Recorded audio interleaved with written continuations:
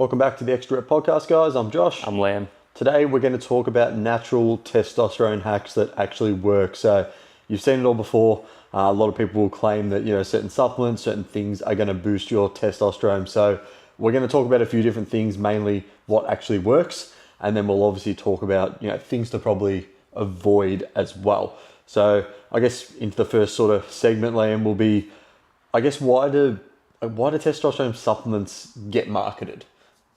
Well, people are marketed as that they have low test with all these symptoms, whether it could be something else. And every male knows how important testosterone is for building muscle. So it's actually quite an easy market. It's just the same as anything. It's like someone's got a pain. There's also misdiagnosis, but they think it's the diagnosis. So then they'll be like, oh yeah, everything I'm doing XYZ is not working for building muscle. So I must be low test without actually getting their bloods tested or anything. So what's the alternative to not go through all those barriers, not change the lifestyle, change your sleep, get your blood test or anything? A $70 test booster. That must be the answer. Yeah. And people, how do I put it? They're so like, okay, if I'm not growing muscle, it must be because of testosterone. Like that must be the issue. Like if I boost my test, people will say, okay, high testosterone will equal high muscle growth always, which sort of isn't really always the case, depending on what you're doing. So synthetically it is. Yeah, synthetically, but yeah. Unfortunately, I think, and we may as well just cover this, straight off the bat, is that if you're going to take any sort of legal testosterone booster, it's just a load of shit, really. Some aren't, some are. I would say 80% of them, you're wasting your money.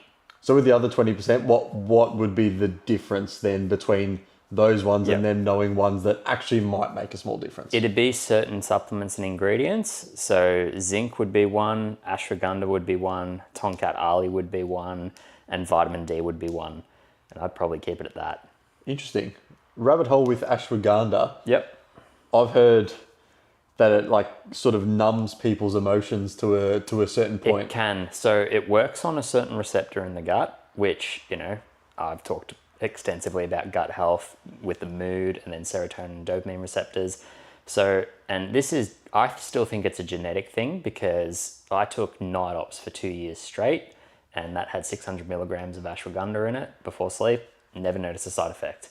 I've got one client, shout out to you, Locke. He's been on night ops for about 3 years straight. No side effects, whatever.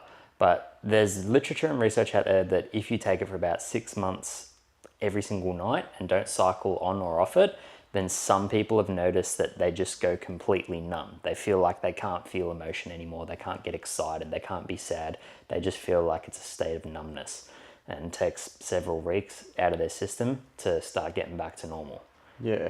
And I think it's rare. Yeah. And I think like that's the thing, everything we talk about, like there's always going to be, side effects of certain supplements and things, which is why it's so important to, have your own journey and get your own, proper personalized diagnosis with that sort of things. Because, too much of anything can, lead to negative effects. Like we know you can drink too much water and die. So it's like there are things that you really need to, I guess, focus on when we're talking about these sort of things as well, especially when people are marketing testosterone boosters as the be all and end all of things.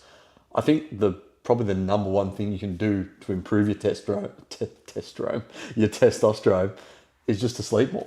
Yeah, sleep 100%.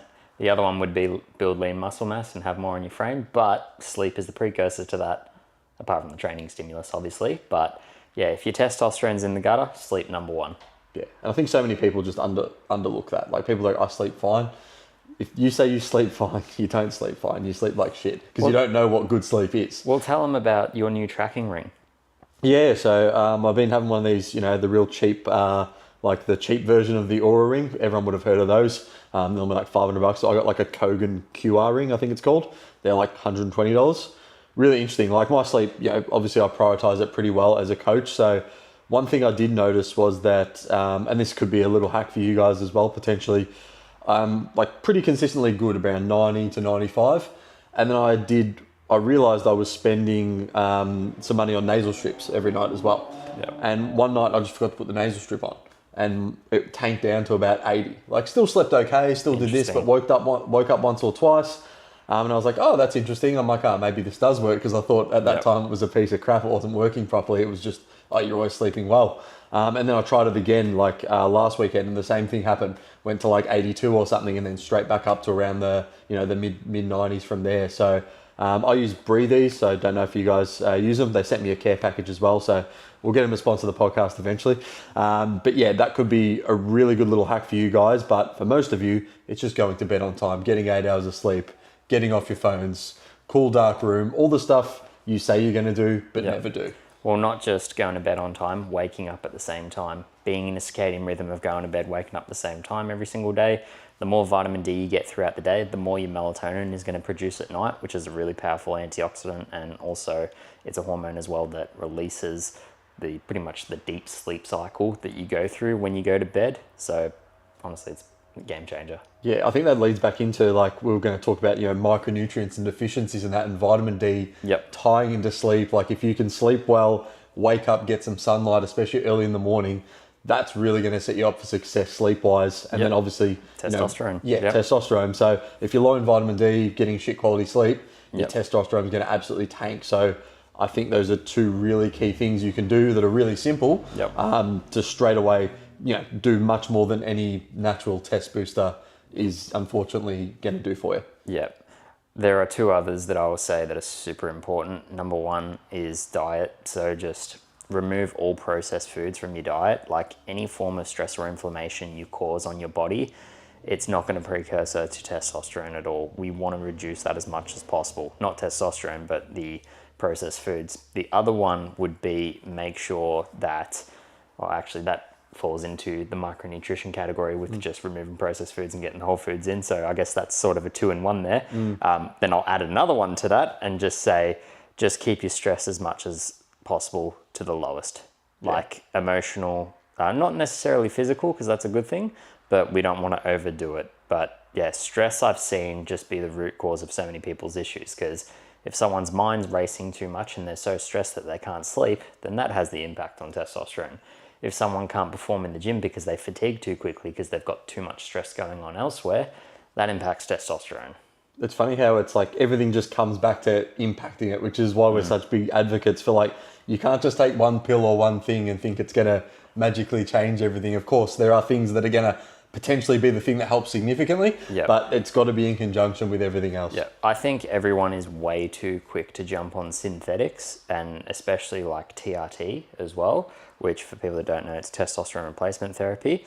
It's still taking steroids. It's just a smaller dosage. It's 150 to 175 milligrams. It's just a smaller cycle. It's a smaller dose of testosterone. But a lot of people that I've seen, it's the easy way out. It's like, okay, business isn't slowing down. I've got maybe a kid, or, I'm not sleeping, XYZ, but that's the reason their testosterone is tanked. And they feel like they're things that they can't change when they can change certain lifestyles. And yes, you may get a shit night's sleep from your newborn, or yes, there might be stress at your job, but there are always other things that you can reduce that stress. You can spend a lot less time on your phone. That's a big one. Not look at the news on your phone, not look at social media.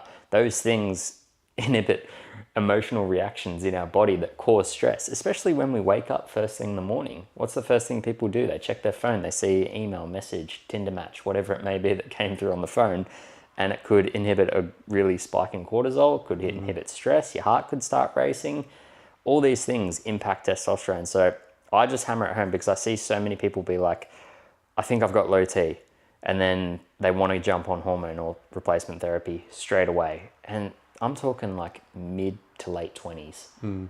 You should not be touching this stuff until one, you've either got a chronic deficiency, and that could be through multiple things like varicocele vein. I'll touch on that in a bit. But also, early 40s, possibly late 40s, you should start. Yeah. Actually has some benefits towards it. Yeah, maybe after you want kids. Well, there are ways, and I won't go too deep into fertility protocols, but there are ways to be on testosterone and have certain times and places where you just don't do a sub-Q injection, or you come off it for a day, where you can get your partner pregnant. I will say a shout out to a guy called Vigorous Steve. He's got a 2.5-hour YouTube video deep dive and this guy was a steroid junkie for 14 years, of how to get your partner pregnant. Goes through all the PubMed research, all the fertility protocols, everything there. Yeah, jeez. Yeah. Oh, check that out if you're looking to get your partner pregnant and you've taken steroids before. Well, it's a big thing because we have an epidemic at the moment of low testosterone in men. And this isn't just an issue for the men, it's an issue for the women as well that obviously want to have kids. Because if the partner's infertile, then, they can think they're the issue. So it does impact both sexes and literally impacts the human race. We need to have more kids and procreate. So it's like, why do we have such low testosterone? It's like, well, young men are, having this very stressed lifestyle. There's microplastics in the water, there's heavy metals, there's a lot of processed food going around.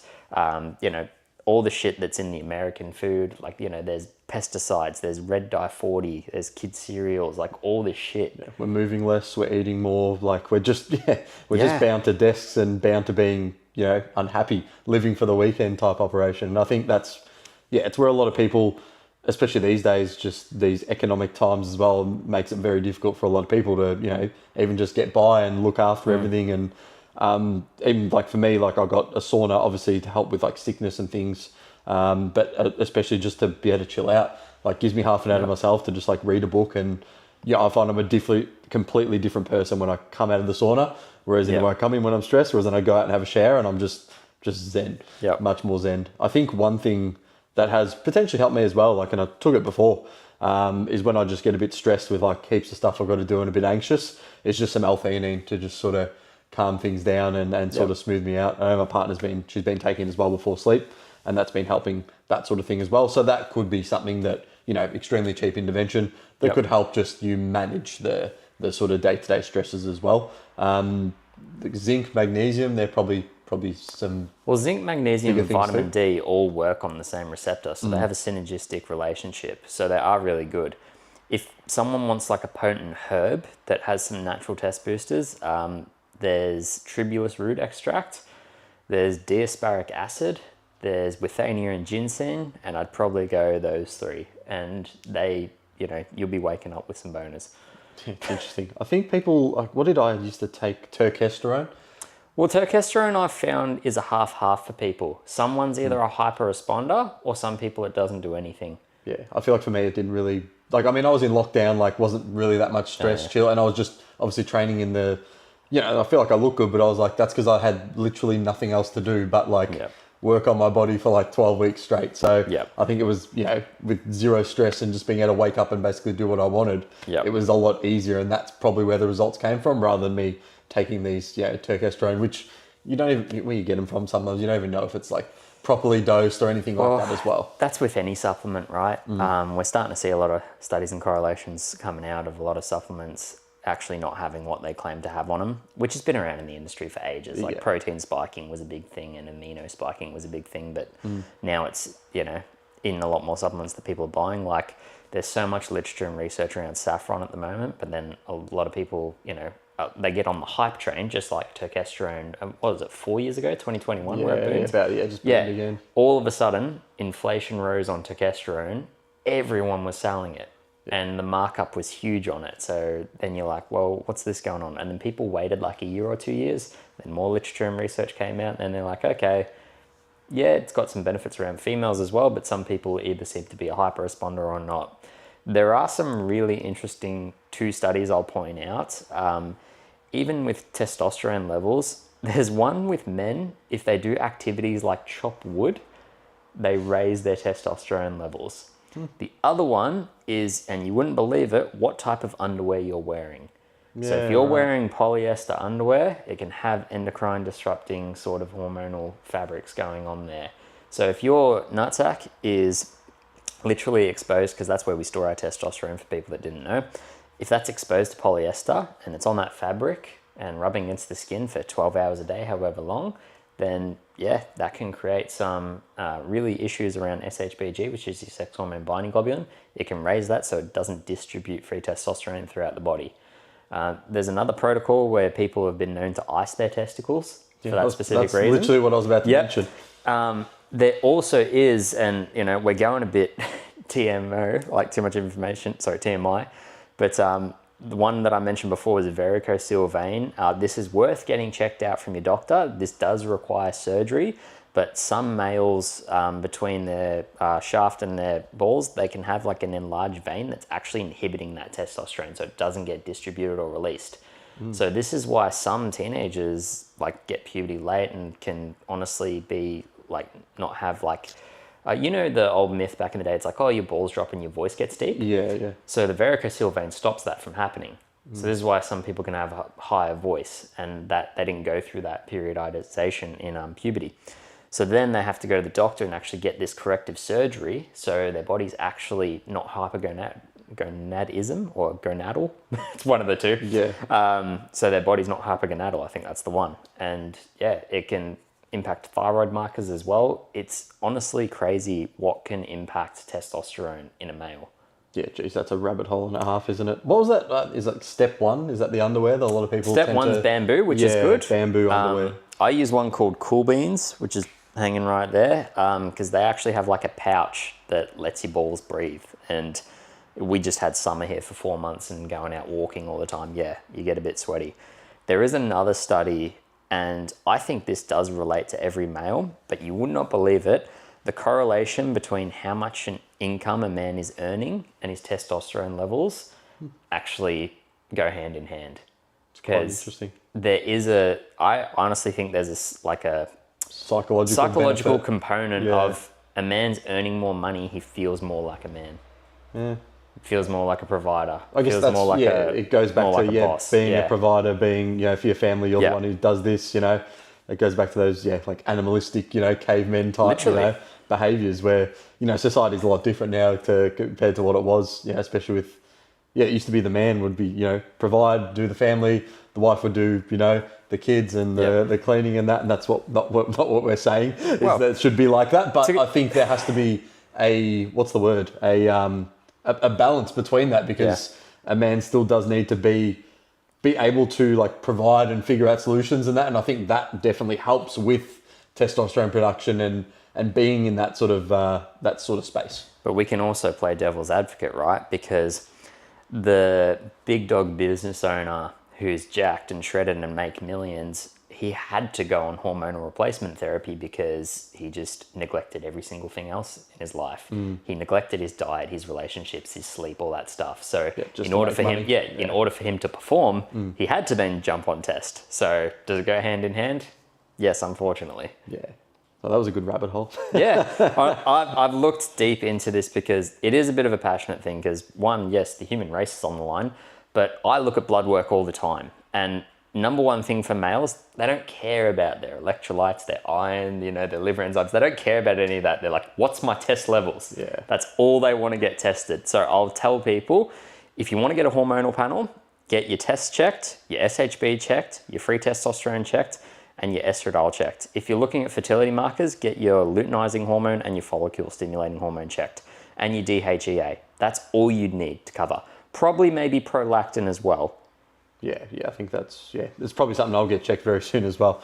Doctors in Melbourne aren't fantastic, so I think I'm going to have to get an online script, but we'll make it work, I reckon, and see where I'm at and see where I can improve, because I'm sure like anyone can improve their testosterone, but by looking at blood work and actually knowing where it is and where you could potentially get it to, I think that's the easiest way for people to start bridging that gap and be like, okay, because then they can get tested again in 6 months, but has it improved? Have these these things I've been doing, stressing less, etc., more micronutrients, more sleep quality, has that actually made a difference? And then obviously the one difference you'll see is in the mirror as well. You should see a difference on your frame. We'll obviously go into training now as well, because this can be a double-ended sword in terms of, giving yourself almost more testosterone and getting it to benefit you, or just running it into the fucking ground. Yeah, 100%. I mean, look, just to quickly go back on some of those markers, and as you mentioned there with checking them, I've never seen perfect bloods, right? Yeah. There's always something to improve on. But if there's specific markers, certain diet, lifestyle interventions will need to be there as well as training. So for example, like, I know you're not the biggest fan of the keto diet. The ketogenic diet, when you remove carbs, raises SHBG. So that binds up your free testosterone. That's not something you want. Yes, you can supplement further with like some Tonkat Ali, which specifically decreases the SHBG, but how long are you going to go without adding carbs? Realistically. Yeah. And then we can go into the training aspect. And the biggest thing that, will kill your testosterone is too much excessive volume that you can't recover from. Yeah. And it's, Which essentially is stress. yeah. And it's just, Goes back to that. yeah, because a lot of people, like, there's been a lot of research to be like, heavy compound lifts in low rep ranges and potentially even some some sprint work, high intensity work in low doses can be really, really beneficial. But then there's like I said, then there's the overtraining of like, have you done too much? Are you just running yourself into the ground? Like, are you doing F45, 6 sessions a week, running yourself into the absolute ground and not being able to recover from it? Have you seen the study that it was just specifically around barbell back squats increasing your testosterone?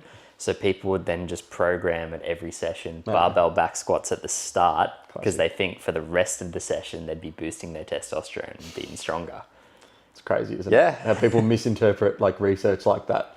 And it's clearly just like the back squats, obviously, because it's a big compound lift using a lot of muscles in the body, are helping to increase that testosterone. You're getting stronger. Yep. Like I said, massive benefit of weight training.